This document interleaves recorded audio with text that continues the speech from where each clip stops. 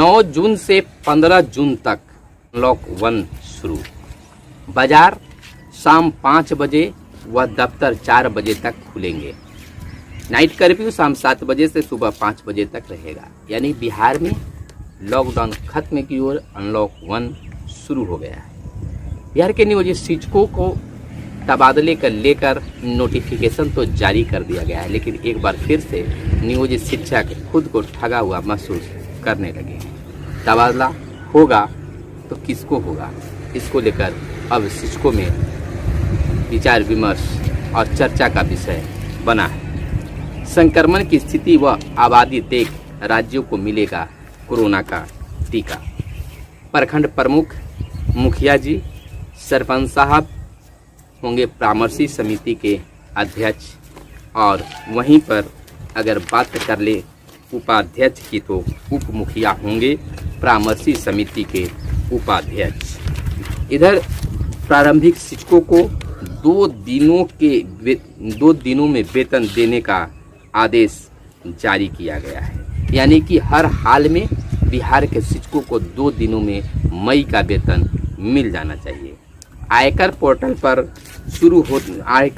शुरू होते ही बैठा सीतारमन खफा। अनाथ को अवैध तौर पर गोद लेने से रोकें, कोर्ट का निर्देश।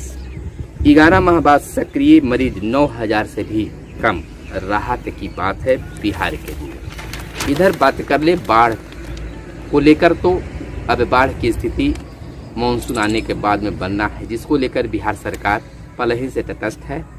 आदेश जारी हो रहे हैं। बाढ़ वाले क्षेत्रों में चलंत चिकित्सा दल बनेंगे, नाव से करेंगे भ्रमण।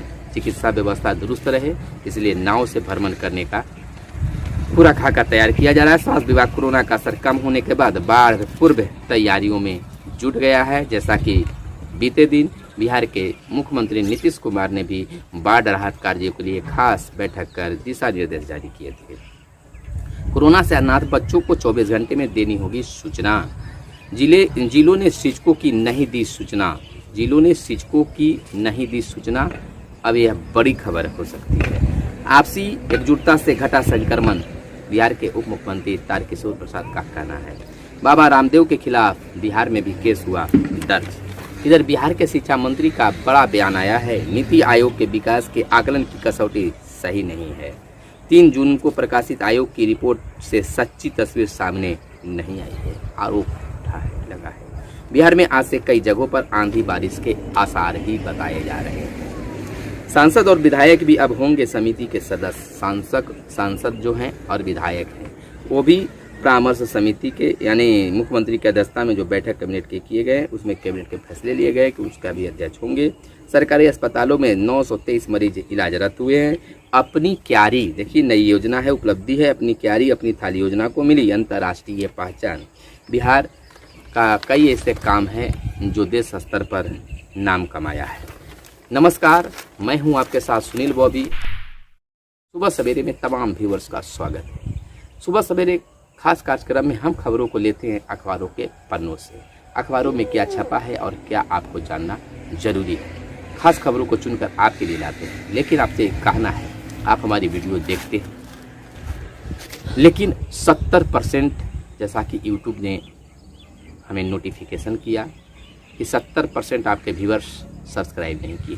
तो दोस्तों ऐसा मत करें, सब्सक्राइब कर लें, क्योंकि सब्सक्राइब करने से हमारी सदस्यता संख्या बढ़ती है और आप तक वीडियो सुलभता से पहुंच जाती है। तो बिहार की खबरों और अन्य देश दुनिया की खबरों से जानने के लिए, शिक्षा समाचार जानने के लिए, वैकेंसी की समाचार जानने के लिए, पंचायत चुनाव चाहे किसी भी प्रकार का चुनाव हो उसको अपडेट रहने के लिए, प्रतियोगिता परीक्षाओं से अपडेट रहने के लिए आप हमारे चैनल को ज़रूर सब्सक्राइब कर लें। हर तरह के आपके लिए खबरों को लेकर आते रहते हैं, सबसे पहले और सबसे आगे बताने की कोशिश करते हैं। जैसा कि शिक्षकों के लिए मैंने एक दिन पूर्व ही बता दिया था कि नोटिफिकेशन जारी होने जा रहा है तबादला को लेकर, और दूसरे दिन ही उसका नोटिफिकेशन भी जारी हुआ, जबकि किसी भी अन्य जगह से मीडिया रिपोर्ट नहीं थी। सूचना के आधार पर मैंने बताया, तो सब्सक्राइब जरूर करें। चलिए अब खबरों को शुरू करते हैं। सबसे पहली खबर बिहार में लॉकडाउन समापन की ओर है, यानी कि आज से अनलॉक 1 शुरू हो चुका है। 9 से 15 जून तक अनलॉक 1 रहेगा, उसके बाद फैसला लिया जाएगा। बाजार अब शाम 5 बजे तक खुलेंगे। वहीं अगर सरकारी दफ्तरों की बात कर ले तो 4 बजे शाम तक खुलेंगे। नाइट कर्फ्यू जारी रहेगा। नाइट कर्फ्यू 7 बजे से सुबह 5 बजे तक रहेगा। निजी व सरकारी दफ्तरों में 50% कर्मचारी आएंगे। देखिए, अब निजी दफ्तरों को भी खोलने का आदेश दे दिया गया है, जहां 50% कर्मचारियों के साथ कर्मचारी उपस्थित रहेंगे। राज्य में निजी वाहनों से यात्रा पर लगी रोक हट गई है। अब निजी वाहन भी चलेंगे, उस पर रोक हटा दिया गया है। भीड़ से बचने की आवश्यकता है। बिहार के मुख्यमंत्री नीतीश कुमार ने अपील किया है कि भीड़ भाड़ नहीं लगाना है, उससे बचना है, क्योंकि अभी भी कोरोना का असर समाप्त नहीं हुआ है, असर कम हुआ है, न कि यह खत्म हो गया। जब तक तमाम लोगों को टीका नहीं मिल जाता है तब तक सुरक्षा कवच नहीं बनेगा। तो अभी भीड़ भाड़ नहीं लगाना है। शादी समारोह श्राद्ध में 20 लोगों की ही अनुमति है। अब देखिए, शादी समारोह और श्राद्ध कर्म में उसमें कोई पाबंदियाँ हटाई नहीं गई हैं। 20 लोग ही उसमें शामिल होंगे। जिलाधिकारी और सख्ती कर सकते हैं। अगर जिस जिला में स्थिति ज़्यादा गड़बड़ है तो वहाँ के जिलाधिकारी अगर समझते हैं कि कुछ अन्य सख्ती बरतने की ज़रूरत है तो वो बरत सकते हैं, उनको खुला छूट मिला है। नाइट कर्फ्यू से पहले चल सकेंगे निजी वाहन। नाइट कर्फ्यू से पहले यानी दिन में निजी वाहन चल सकते हैं, नाइट कर्फ्यू में उस पर रोक है। अगर बात कर ले स्कूल, कॉलेज, कोचिंग संस्थान, मॉल और धार्मिक स्थल तो वह फिलहाल बंद रहेंगे। बिहार के शिक्षा मंत्री ने साफ शब्दों में पहले ही कह चुके हैं कि जब तक जो आपदा प्रबंधन समिति है अगर निर्देश नहीं देते हैं तब तक विद्यालय, कोचिंग संस्थान नहीं खुलेंगे, स्कूल, कॉलेज नहीं खुलेंगे। तो फिलहाल नहीं खुलने की संभावना है। ऐसे भी तीसरी लहर की बात आ रही है, यानी अगस्त सितंबर से उसकी भी शुरुआत होने की संभावना बताई जा रही है। तो कह सकते हैं कि सितंबर अक्टूबर के बाद ही स्कूल खुलने की संभावना है। तो अब अनलॉक 1 हो गया, लेकिन फिर भी हम लोगों को सतर्क रहने की ज़रूरत है। जब भी घर से बाहर निकले मास्क लगा कर निकलने की ज़रूरत है। इधर अगर संक्रमण की बात कर ले तो संक्रमण की स्थिति बिहार में कम होता जा रहा है, लेकिन टीकाकरण होते रहना चाहिए। देश स्तर पर बात कर ले तो संक्रमण की स्थिति व आबादी देख राज्यों को मिलेगा कोरोना का टीका। यहाँ केंद्र सरकार ने फैसला लिया है कि राज्यों की आबादी को देखकर कोरोना टीका दिया जाएगा, क्योंकि 75% जो कोरोना के टीका बन रहे हैं 100% बन रहे हैं, जिसमें 75% केंद्र सरकार खरीदेगी और 25% निजी अस्पताल खरीद कर टीका लगा सकते हैं। तो उसके अनुसार ही आबादी को देखकर केंद्र सरकार जो है राज्यों को टीका देंगे। वैक्सीन बर्बाद करने वाले राज्यों पर सख्ती होगी। बहुत बढ़िया है। अगर वैक्सीन बर्बाद अगर कोई राज्य करता है या कोई भी करता है तो उस पर सख्ती होनी चाहिए, कार्रवाई होनी चाहिए। 50,000 खर्च करने पड़े मुफ्त टीकाकरण पर, 50,000 करोड़ खर्च करने पड़े मुफ्त टीकाकरण पर। पैसा तो खर्च हो रहे हैं, लेकिन टीका बहुत जरूरी है। अब इधर बिहार पंचायत चुनाव की बात करें तो बिहार पंचायत चुनाव फिलहाल टाल दिया गया है, लेकिन ऐसा नहीं टाला गया कि 2-4 साल के लिए अब पंचायत चुनाव होगा ही नहीं। पंचायत चुनाव होना है, जिसकी तैयारी भी शुरू कर दी गई है। जोर शोर से तैयारी अगस्त सितंबर से शुरू हो जाएगी, यानी अगस्त से पंचायत चुनाव की प्रक्रिया जो है शुरू कर दी जाएगी, ट्रेनिंग वगैरह शुरू हो जाएंगे। लेकिन इस समय 15 जून के बाद 16 जून से परामर्शी समिति कार्य करना शुरू कर देगी, जिसमें मुखिया जी अध्यक्ष होंगे, प्रखंड प्रमुख, मुखिया और सरपंच साहब जो हैं परामर्शी समिति के अध्यक्ष होंगे। कोरोना में मृतकों के अनुदान को 30 करोड़ स्वीकृत भी किए गए हैं। कोरोना से जो लोग की मृत्यु हुई है उसमें 300 करोड़ स्वीकृत किए गए हैं। तो यह कल कैबिनेट की बैठक में खास फैसला लिया गया कि परामर्शी समिति जो 16 जून से लागू हो जाएंगे उसमें अध्यक्ष के रूप में मुखिया जी, सरपंच साहब और प्रमुख साहब होंगे। अब उपाध्यक्ष कौन होंगे तो उपाध्यक्ष के लिए भी क्लियर कर दिया गया है कि उपाध्यक्ष जो हैं वह उप मुखिया होंगे। परामर्श समिति के उपाध्यक्ष होंगे। ग्राम पंचायतों की परामर्शी समिति के अध्यक्ष वहां के मुखिया होंगे, तो उपाध्यक्ष उप मुखिया होंगे। इसी प्रकार पंचायत समिति परामर्शी समिति के उपाध्यक्ष प्रखंड प्रमुख होंगे, तो उप प्रमुख जिला परिषद में उपाध्यक्ष और ग्राम कचहरी में उप सरपंच की परामर्शी समिति का उपाध्यक्ष होंगे। तो उप सरपंच वार्ड कमिश्नर बनते हैं, तो वार्ड कमिश्नर की भी इसमें भूमिका जताई गई है। समिति के अध्यक्ष और सदस्य निम्न होंगे, जैसे ग्राम पंचायत समिति की अगर बात कर ले, ग्राम पंचायत परामर्श समिति की बात करें तो अध्यक्ष मुखिया जी, उपाध्यक्ष उप मुखिया, सदस्य ग्राम पंचायत सदस्य यानी कि वार्ड की भी इसमें भूमिका होगी, सचिव ग्राम पंचायत सचिव होंगे। उसी प्रकार इसके लिए खास खबर अलग से हम आपको बनाकर देंगे, आप बने रहे हमारे साथ। सरकारी अस्पतालों में 923 मरीज इलाजरत हैं। अभी फिलहाल बिहार में कोरोना का स्तर दब नीचे की ओर आ गया है, मात्र 923 मरीज इलाजरत अब हैं। तो इस तरह से जो बातें चल रही है, इससे इधर बात कर ले बिहार में, बिहार के शिक्षकों को लेकर तो जिलों ने शिक्षकों की नहीं दी है कोई सूचना। राज्य के सरकारी स्कूलों में पंचायती राज संस्थान एवं नगर निकाय के तहत 2006 से 2015 तक नियुक्त 1,03,000 वैसे शिक्षक जिनके प्रमाण पत्रों की अब तक निगरानी विभाग द्वारा जांच नहीं हो सकी है। इसमें आधे शिक्षकों की सूचना जिलों से NIC की वेबसाइट पर अपलोड नहीं किया गया। सूचना दी थी कि कौन कौन लोग जो है अपना प्रमाण पत्र नहीं जमा कर पाए हैं, निगरानी में नहीं जमा हुआ है, उनकी सूचना जिलों को वेबसाइट पर लोड करना था, तो कई जिले इस सूचना को अपलोड नहीं कर पाए हैं। तो यह एक बड़ी बात है, शिक्षा विभाग की खामियां कर सकते हैं। अगर शिक्षकों पर यह बात रहती तो निश्चित तौर पर तुरंत कार्रवाई हो जाता।